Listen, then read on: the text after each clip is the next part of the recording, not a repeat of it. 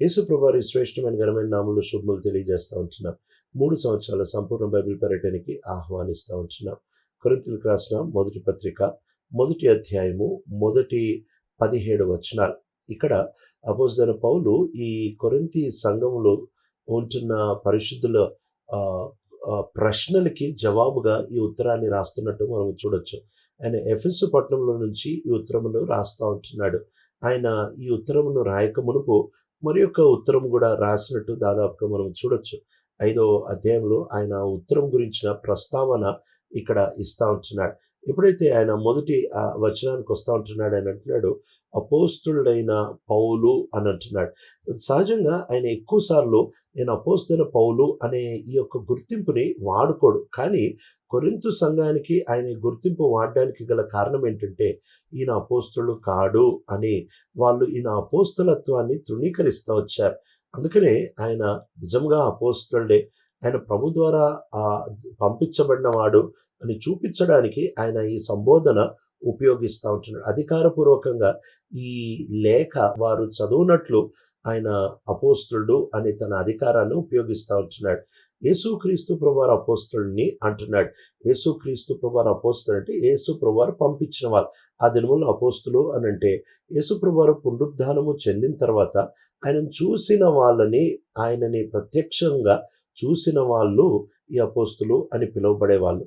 అయితే అపోస్తలుడైన పౌలు ఆ శిష్యులతో పాటు యేసు ప్రభుని చూడలేదు. కానీ దమస్కు మార్గంలో వెళ్తా ఉంటున్నప్పుడు మానవాతీతమైన విధానంలో ఆయన ఈ దేవుణ్ణి చూస్తూ వచ్చాడు. యేసుక్రీస్తు ప్రభువారు పునరుద్ధానుడైన యేసు ప్రభుని చూస్తూ వచ్చారు. పునరుద్ధానుడైన యేసుక్రీస్తు ప్రభుల వారిని ఆయన చూస్తూ వచ్చినందుకు ఈ మాట చెప్తా ఉంటున్నాడు. అదే కాకుండా ఆయన అంటున్నాడు, దేవుని చిత్తమును బట్టి నేను అపోస్తుల్ని, అంటే నేనేదో కోరుకుంటే నాకు దొరికింది కాదు, నేను ప్రభుని కోరుకోలేదు, ప్రభు నన్ను అపోస్తులుగా ఉండడానికి కోరుకుంటా వచ్చాడు, ఆయన నన్ను అన్యుల దగ్గరికి పంపిస్తా వచ్చాడు అనే విషయాన్ని చాలా స్పష్టంగా ఆయన పలుకుతూ, తాను ఒక్కడే కాదు కానీ సోస్తెనస్ కూడా తనతో పాటు చేరి ఈ పత్రిక రాస్తూ ఉంటున్నట్టు ఆయన చెబుతా ఉంటున్నాడు. ఆయన కొరింథు సంఘాన్ని ఒక 3 అద్భుతమైన గుర్తింపులతో ఆయన సంబోధిస్తూ ఉంటున్నాడు. సంఘము అనంటే 3 ప్రాముఖ్యమైన విషయాలు కొరింథు సంఘానికి ఇక్కడ ప్రస్తావిస్తూ ఉంటున్నాడు. మొట్టమొదటిది, గతంలో పరిశుద్ధపరచబడిన వాళ్ళు, అంటే యేసుక్రీస్తు ప్రభువారి సిలువను బట్టి, యేసుక్రీస్తు ప్రభువారు ముగించిన అద్భుతమైన సిలువ కార్యమును వీళ్ళు విశ్వసించి ఆ కార్యమును బట్టి వీళ్ళు రక్షించబడతా వచ్చారు, వీళ్ళు నీతిమంతులుగా తీర్చబడతా వచ్చారు, లేక వీరి పాపముల నుంచి వీళ్ళు విడుదల పొందుతా వచ్చారు, పరిశుద్ధపరచబడుతూ వచ్చారు.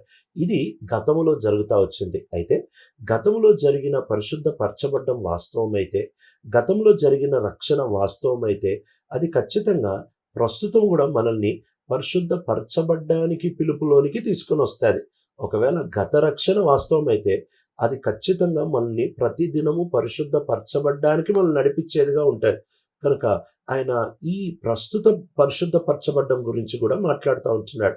ప్రస్తుతము పరిశుద్ధపరచబడ్డానికి పిలవబడని వాడు గతంలో ఎన్నడూ రక్షించబడలేదు.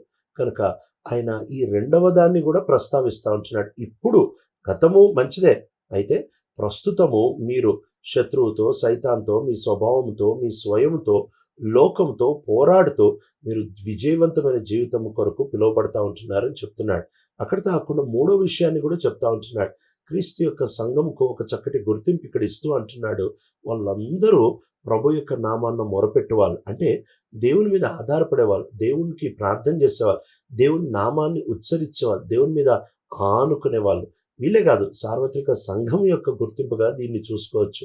యేసుక్రీస్తు ప్రభువారు కూడా ఆయన భౌతికమైన మందిరానికి వెళ్ళినప్పుడు పాత నిబంధన నుంచి ఈ మాటని ప్రస్తావిస్తూ వచ్చారు.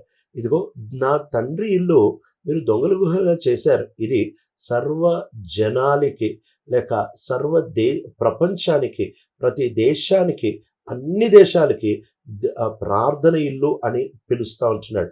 కనుక ఒక సంఘము అనంటే రక్షించబడిన వాళ్ళు, పరిశుద్ధపరచబడ్డానికి పిలవబడిన వాళ్ళు, అందరితో కలిసి ఏకముగా ప్రభువుని మొరపెట్టి ప్రభు మీద ఆనుకునేవాళ్ళు, ప్రభు మీద ప్రార్థనలో ఆధారపడేవాళ్ళు. 3వ వచనంలో అంటున్నాడు, కృపయు సమాధానమును తండ్రి దగ్గర నుంచి, యేసు ప్రభువారి దగ్గర నుంచి మీకు మీకు చెందును గాక అని అంటున్నాడు.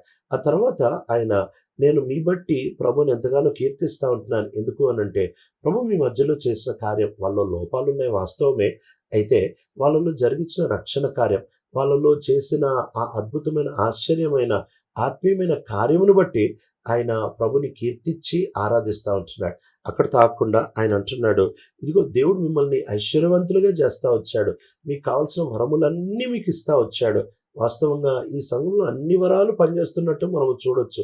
వాళ్ళలో ప్రవచన వరము, భాషల వరము, అర్థాలు చెప్పే వరము, స్వస్థత వరం, అన్ని వరాలు పనిచేస్తూ ఉంటున్నాయి. అయితే ఈ వరాలన్నిటి ద్వారా వీళ్ళు ఇంకా ఎదురు చూస్తూ ఉంటున్నారు. దేనికి అనంటే, యేసు ప్రభువారి రాకడ కొరకు. ఒక దినాన్న ఆయన ప్రత్యక్షమవుతాడు. ఒక దినాన్న ఆయనని చూస్తాము అనే ఆ అద్భుతమైన నిరీక్షణతో వాళ్ళు ప్రభు వైపు ఎదురు చూస్తూ ఉంటున్నారు. ఆ తర్వాత అంటున్నాడు, నేను ఈ విషయం రూఢిగా నమ్ముతున్నాను. ఏంటంటే, ఆయన చివరి వరకు మిమ్మల్ని బలపరుస్తాడు. ఏ దేవుడైతే మిమ్మల్ని పిలిచాడో, ఏ దేవుడైతే మిమ్మల్ని రక్షించాడో, అదే దేవుడు చివరి దినం వరకు మిమ్మల్ని బలపరుస్తాడు, మిమ్మల్ని నడిపిస్తాడు, మీతో పాటు ఉంటాడు. ఆయన యేసు ప్రభుతో పాటు సహవాసం ఉండడానికి మిమ్మల్ని పిలిచాడు కదా, ఈ ప్రభు మిమ్మల్ని నడిపిస్తాడు అని చెప్తున్నాడు. 10వ వచనంలో ఆయన, సహోదరులారా, సహోదరులారా, నేను మిమ్మల్ని బ్రతిమాలుకుంటున్నా, నేను మిమ్మల్ని ఒత్తిడి చేస్తున్నాను అని అంటున్నాడు. ఐక్యత కలిగి ఉండండి. మీ మధ్యలో విభజనలు ఉన్నాయని క్లోయి ఇంటి వారు చెప్పారు అని అంటాడు. క్లోయి ఇంటి వారు, వీళ్ళు ఎఫెసు పట్టణంలో ఉంటున్న బానిసలుగా ఉండి విడిపించబడిన వారి గుంపు. వీళ్ళు కొరింథు సంఘాన్ని దర్శించడానికి వెళ్ళి, కొరింథు సంఘంలో ఉంటున్న గలాట్లన్నింటినీ చూసి, వాళ్ళు మరలా పౌలుకొచ్చి ఎప్పుడైతే ఈ విషయాన్ని చెబుతా వచ్చారో, ఈ యొక్క వార్తని వాళ్ళు తీసుకొని వస్తా వచ్చాడో, పౌలు దాన్ని సంబోధిస్తూ ఉంటున్నాడు. ఇక్కడ ఒక సమస్య ఉన్నప్పుడు పౌలు దాన్ని నాంచలేదు, లేకపోతే పౌలు దాన్ని వదిలేలేదు. నిఖచ్చితంగా, నిఖార్సుగా ఆ లోపాన్ని బయటకు తీసి ఆయన వారితో మాట్లాడుతూ ఉంటున్నాడు. అక్కడ తాగట్లేదు. కానీ పౌలు ఎవరి ద్వారా ఈ వార్త తనకి చేరిందో నేరుగా చెప్తా ఉంటున్నాడు. ఎక్కడ దాపరికం అనేది లేదు. ఎందుకంటే యథార్థతతో, ప్రేమతో, ఆత్మీయ దృక్పథంతో పౌలు చాలా జ్ఞానయుక్తంగా ఈ విషయాన్ని చెబుతా ఉంటున్నాడు. ఆయన అంటున్నాడు, మీరు కొందరు పౌలు వాడిని అని అంటున్నారు. అంటే నా వాడైతే నాకే సమస్య లేదు అని అనట్లేదు. కానీ పౌలు వాడిని అని ఎందుకు అంటున్నారు? పౌలు ఏ పాటివాడు? నేనేమన్నా మీకోసం ప్రాణం పెట్టానా? మీరేమన్నా నా నామంలో బాప్తిజం పొందారా? నా వల్ల మీకేం మేలు కలిగింది? నేను పనోడినే కదా అని చెప్తా ఉంటున్నాడు. కనుక పౌలు వాడినైనంత మాత్రాన పౌలేమి వాళ్ళని ఆమోదించట్లేదు. కానీ పౌలు అసలు ఈ గుంపులన్నీ తప్పు అని ముందు తనని తాను ధిక్కరించుకుంటా ఉంటున్నాడు. నేనేమన్నా కొంతమంది అపోలో వాళ్ళు అని చెప్పుకుంటున్నారు. ఈ అపోలో అలెగ్జాండ్రియా ప్రాంతం నుంచి వచ్చిన యూదుడు. ఈయన మంచి వాగ్దాతు కలిగిన వాడు అని అపోస్తుల కార్యంలో మనం చూడొచ్చు. ఈ వ్యక్తి కొరింథు సంఘానికి వస్తా వచ్చాడు. ఈయన ఎప్పుడైతే కొరింథు సంఘములో పరిచర్య చేస్తా వచ్చాడో, అందుకని అపోస్తలుడైన పౌలు ఈ మాట రాస్తుంటాడు. పౌలైన నేను విత్తనం వేశాను, అపోలో నీళ్లు పోసాడు, వృద్ధులను దేవుడు తెచ్చాడు. కనుక ఇద్దరు వారికి పరిచర్య చేశారు, కానీ వేరు వేరు సమయాల్లో. అయితే కొరింథు సంఘంలో చాలామంది అపోలో యొక్క బోధని ఇష్టపడి అపోలో వాళ్ళమే అని అనుకున్నారు. ఎందుకంటే జ్ఞానంతో బోధిస్తూ వచ్చాడు. పౌలు కంటే చక్కగా బోధించేవాడు. చాలామంది ఈయన్నే ఇష్టపడతా వచ్చారు. ఈయనని ఇష్టపడడానికి గల కారణం ఏంటంటే, వాళ్ళు జ్ఞానులమని చూపించుకోవడానికి, వాళ్ళు అపోలో యొక్క బోధని వాళ్ళు మేము జ్ఞానులము అని గర్వించడానికి వాడుకున్నట్టు మనము చూడొచ్చు. కొందరు మేము కేఫావారము అని చెప్తా ఉంటున్నారు. అంటే పేతురు కూడా బహుశా ఆ ప్రాంతానికి వచ్చుంటాడు, వాళ్ళ మధ్యలో కొద్ది కాలం పరిచర్య చేస్తుంటాడని కొంతమంది అభిప్రాయం. వెటికి పేతురు వాళ్ళము అని దాదాపు ఎక్కువ మంది ఎవరు అనుకొని ఉంటారు అని అంటే, యూదులైన క్రైస్తవులు ఈ మాట అనుకొని ఉంటారు. మేము పేతురు వాళ్ళం, మేము పేతురుకు సంబంధించిన వాళ్ళు. అయితే కొందరు అంటున్నారు మేము క్రీస్తు వారము అంటున్నారు.